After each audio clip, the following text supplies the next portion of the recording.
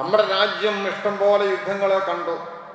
1914 ഒന്നാം ലോക മഹായുദ്ധം നടന്നു. അതിൽ കോടികളാണ് മരണപ്പെടുന്നത്. രണ്ടാം ലോക മഹായുദ്ധം നടന്നു. എല്ലാം കൂടി എത്ര കോടികളാണ് മരണപ്പെട്ടത് എന്നുള്ളതിന് കണക്കും കയ്യുമില്ല എന്നുള്ളതാണ് യാഥാർത്ഥ്യം. ഗൾഫ് യുദ്ധം നടന്നു, ഇറാഖിൽ യുദ്ധം നടന്നു, അഫ്ഗാനിസ്ഥാനിൽ നടന്നു, പാകിസ്ഥാനിൽ നടന്നു, കൊറിയയിലും ഉക്രയിലും അവിടെ നടന്നുകൊണ്ടിരിക്കുകയാണ്. എല്ലാവിധ സംവിധാനങ്ങളും സജ്ജീകരിച്ചുകൊണ്ടാണ് സാക്ഷാൽ അമേരിക്കൻ സാമ്രാജ്യത്വ ശക്തികളിൽ നിന്ന് കടൽ വഴിയും കരവഴിയും ഒക്കെ യുദ്ധം നടത്തിക്കൊണ്ടിരിക്കുന്നത്. ഇഷ്ടംപോലെ ആളുകളാണ്.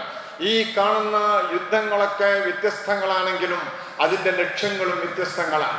സ്വന്തം പെണ്ണിനു വേണ്ടി, അല്ലെങ്കിൽ പ്രതാപങ്ങൾക്ക് വേണ്ടി, അല്ലെങ്കിൽ മറ്റൊരു രാജ്യത്തെ അധിനിവേശം നടത്തി അവിടുത്തെ സമ്പാദ്യങ്ങൾ സംഭരിക്കുന്നതിന് വേണ്ടി, ഇതിനൊക്കെയാണ് പോരാട്ടങ്ങൾ നടന്നത്. ഇതിൽ നിന്ന് വ്യത്യസ്തമായി കൊണ്ടാണ് ബദർ യുദ്ധം എന്ന് പറയുന്ന ഇസ്ലാമിക ചരിത്രത്തിൽ തുല്യതയില്ലാത്ത ആ യുദ്ധം നടക്കുന്നത്. അത് വ്യത്യാസമാകുന്നത് പല രീതിയിലാണ്. അന്ന് പങ്കെടുത്ത ആളുകൾ ആരാണ് എന്നുള്ളത് വ്യക്തമാണ്. ഒന്നാം ലോക മഹായുദ്ധത്തിൽ പങ്കെടുത്തവരെ കുറിച്ച് നമുക്കറിയില്ല. ഈ പറയപ്പെട്ട ഓരോ പോരാട്ടങ്ങളിലും ഇഷ്ടം പോലെ ആളുകൾ അതിന് നേതൃത്വം കൊടുത്തെങ്കിലും അവരെ പോലും അറിയില്ല. നേരെ മറിച്ച് ബദർ യുദ്ധം എന്ന് പറയുന്ന ഇസ്ലാമിക ചരിത്രത്തിൽ തുല്യതയില്ലാത്ത നിലനിൽപ്പിന് വേണ്ടിയുള്ള പോരാട്ടം, ഇതൊക്കെ വ്യത്യസ്തങ്ങളാണ്.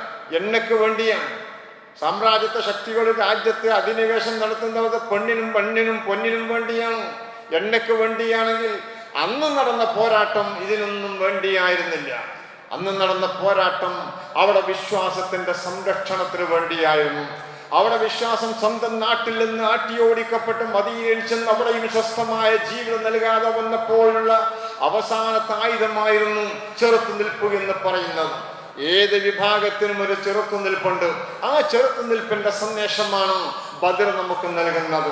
ആ ബദറിൽ പങ്കെടുത്ത ആളുകൾ 313ഓളം വരുന്ന ആളുകളുടെ വ്യക്തമായ രേഖകളിൽ നിന്നുണ്ട് എന്നുള്ളത് മറ്റുള്ള യുദ്ധങ്ങളിൽ നിന്ന് അത് വ്യത്യസ്തമാക്കുകയാണ്. സ്വന്തം വിശ്വാസത്തിന്റെ സംരക്ഷണത്തിന് വേണ്ടിയായിരുന്നു എന്നുള്ളതും അതിൽ നിന്ന് വ്യത്യാസപ്പെടുകയാണ്. സമ്പത്തിന് വേണ്ടിയായിരുന്നില്ല, മറ്റെന്തെങ്കിലും കാര്യലാഭങ്ങൾക്ക് വേണ്ടിയായിരുന്നില്ല, അധിനിവേശം നടത്താനായിരുന്നില്ല. സ്വന്തം വിശ്വാസ സംരക്ഷണത്തിന് വേണ്ടിയുള്ള പോരാട്ടം. അതുകൊണ്ടാണ് പടച്ച തമ്പുരാൻ ആ പാവപ്പെട്ട ന്യൂനപക്ഷ വിഭാഗത്തിന് സഹായം നൽകിയത്. ഖുർആൻ പറയുന്നുണ്ട്, ബിസ്മില്ലാഹിർ റഹ്മാനിർ റഹീം, വലഖദ് നസറകുല്ലാഹു ബിബദരിൻ വഅൻതും അദല്ല വത്തഖത്തഖുല്ലാഹ ലഅല്ലകും തഷ്കുറൂൻ. ഈ പോരാട്ടത്തിന് അല്ലാഹുവിന്റെ വലിയ സഹായമുണ്ടായി. ഈ വിഭാഗം 313 പേർ മാത്രമാണ്, മറുകക്ഷിയുള്ള 1000 ഇങ്ങനെയുള്ളൊരു ശ്രദ്ധേയമായി പറയപ്പെട്ട ഒന്നാം ലോക മഹായുദ്ധത്തിന് ശേഷവും അല്ലാത്ത യുദ്ധങ്ങളും കുറെ നടന്നല്ലോ. ദേവലോകത്ത് യുദ്ധങ്ങൾ നടന്നിട്ടുണ്ട്, കുരുക്ഷേത്ര യുദ്ധം നടന്നിട്ടുണ്ട്, മഹാഭാരത യുദ്ധമുണ്ട്, കുരിശ് യുദ്ധം നടന്നിട്ടുണ്ട്. ഒക്കെ വ്യത്യസ്തങ്ങളായ യുദ്ധങ്ങളാണ്. അതിലെ ദേവലോകത്തെ യുദ്ധങ്ങളാണെങ്കിൽ ഇത് അതിൽ നിന്ന് വ്യത്യസ്തമാണ്. വെറും 313ഓളം ആളുകൾ ഒരു ഭാഗത്ത് മാത്രം ന്യൂനപക്ഷ വിഭാഗമായി നിൽക്കുകയാണ്. മറുഭാഗത്തുള്ളവരോ ആയിരങ്ങളാണ്. ശക്തമായ പോരാട്ടം നടക്കുകയാണ്. ആയുധമില്ല, ഒന്നുമില്ലാത്ത പാവപ്പെട്ട വിശ്വാസത്തിന്റെ കരുത്ത് മാത്രം കൈമുതലാക്കി പോരടിക്കാൻ വേണ്ടി വന്നവരാണ്.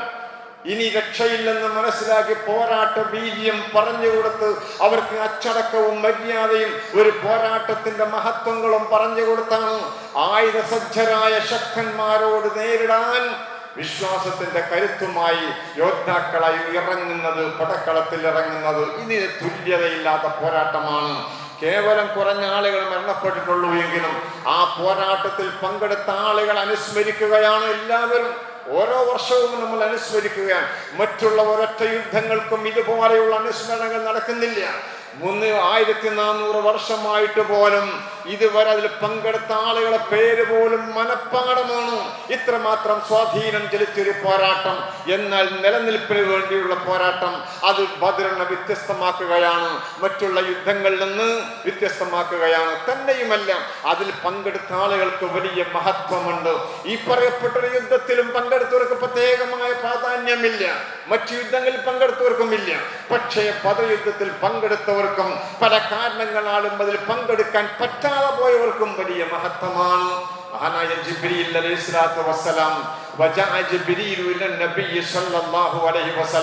മഹാനായ പ്രവാചകന്റെ അടുത്തേക്ക് ജിബ്രീൽ അലൈഹിസ്സലാത്തു വസ്സലാം വന്നുകൊണ്ട് പറയുകയാണ്,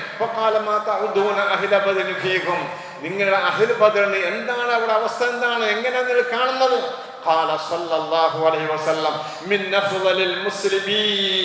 മുസ്ലിങ്ങളിൽ ഏറ്റവും അത്യുത്തമരായിക്കൊണ്ട് ഞങ്ങൾ അവരെ കാണുകയാണ്. അതുകൊണ്ടാണ് ഓരോ വർഷവും നമ്മൾ അവരെ അനുസ്മരിച്ച് പുതുതലമുറക്ക് അവരെ കുറിച്ച് മനസ്സിലാക്കി കൊടുക്കുന്നത്.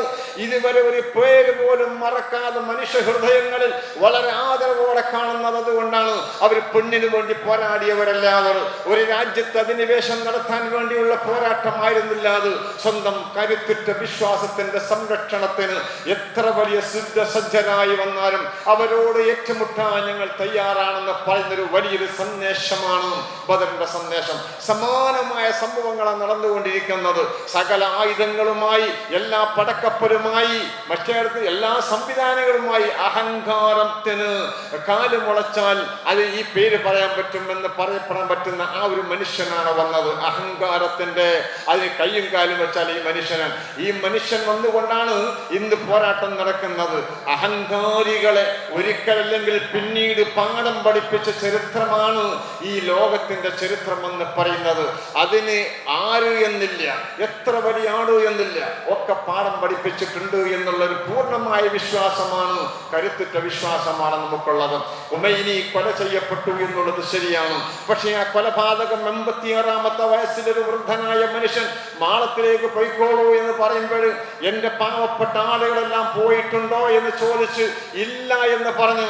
ഞാൻ അങ്ങനെ മാളത്തിൽ ഒളിക്കാൻ താല്പര്യപ്പെടുന്നില്ലെന്ന് പറഞ്ഞുകൊണ്ടാണ് 86-ാമത്തെ വയസ്സിലും ഒരു യുവത്വത്തിന്റെ പ്രസരിപ്പിലൂടെയുള്ള പോരാട്ട വീര്യൻ പകർന്ന് ലോകത്തെ മുഴുവനും വളരെയേറെ ആവേശഭരിതമാക്കി ആ മനുഷ്യൻ യാത്ര പോയത്. മരണം പുല്ല് വര കൽപ്പിക്കുന്നവർക്ക് എന്ത് പേടി, ആരെ പേടി, എങ്ങോട്ടോടണം?